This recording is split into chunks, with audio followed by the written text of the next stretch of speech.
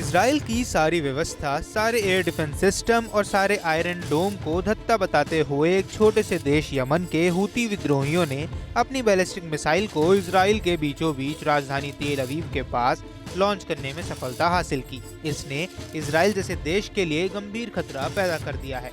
Israel वही है जिसकी खुफिया एजेंसी मोसाद की मिसालें दी जाती हैं, तो वही इजराइल है जिसको अटैक सिस्टम पर दुनिया भर के रक्षा विशेषज्ञ रिसर्च करते थे।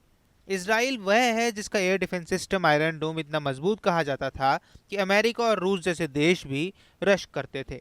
आपको बता दें कि 7 अक्टूबर 2023 को जब फिलिस्तीन के आतंकी संगठन हमास ने इजराइल पर एक साथ करीब 8,000 रॉकेट दागे थे, तब पहली बार न सिर्फ इजराइल की खुफिया एजेंसी मोसाद की आलोचना हुई, बल्कि इजराइल के रक्षा कवच के तौर पर ख्यात आयरन डोम पर भी सवाल उठे।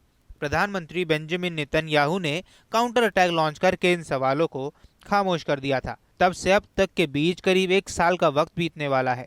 नेतन्याहू ने कहा है कि जंग तब खत्म होगी जब हमास खत्म होगा, मगर न तो नेतन्याहू हमास को खत्म कर पाए और ना ही जंग खत्म हो पाई। इस बीच ईरान ने भी हमास का परोक्ष तौर पर समर्थन कर दिया है। आपको बता दें कि हमास के साथ और भी आतंकी संगठन जुड़ते गए। लेबनान का हिजबुल्ला हमास के साथ आया, यमन के हूती हमास के साथ आए और सब मिलकर इसराइल के खिलाफ लड़ने लगे। इसराइल ने भी इसका जवाब दिया और लेबनान के हिजबुल्ला के सैकड़ों लड़ाकू मारे, सैकड़ों हूती विद्रोही मारे और हमास के हजारों लड़ाकू मार दिए। ईरान में घुसकर हमास के मुखिया को खात्मा किया और कई बड़े बड़े आतंकियों का खात्मा किया, लेकिन वो अब भी जंग खत्म नहीं कर पाया है। आपको बता दें कि 15 सितंबर को इसराइल के साथ जो हुआ वो पहले कभी नहीं हुआ था। 15 सितंबर को यमन के हूती विद्रोहियों ने करीब 2600 किलोमीटर की दूरी से एक बैलिस्टिक मिसाइल लॉन्च की, जो इसराइल के रक्षा कवच आयरन डोम को भेदते हुए राजधानी तेल अवीव के इलाके में जा गिरी। हालांकि इस मिसाइल का निशाना तो तेल अवीव का जफा में बना एक मिलिट्री बेस था, लेकिन निशाना चूकने की वजह से मिसाइल एक खाली जगह पर गिरी और इसराइल को कोई नुकसान नहीं पहुंचा। अब इसराइल के उस दावे पर सवाल खड़े हो गए हैं जिसमें वो बार बार कहता है कि उसका आयरन डोम अमेरिका और रूस से भी ज़्यादा ताकतवर है। लेकिन जब से हूती विद्रोहियों ने अब इस आयरन डोम को भेद दिया है, तो इसराइल में इसको लेकर बवाल शुरू हो गया है।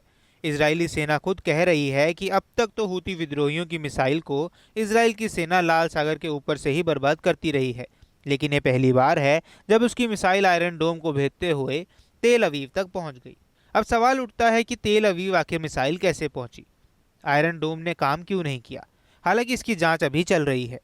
हालांकि ये बात भी साबित हो गई है कि जिस मिसाइल के जरिए हूतियों ने इसराइल पर हमला किया था वह उनकी अपनी बनाई मिसाइल नहीं, बल्कि ईरान की मिसाइल गदीर है।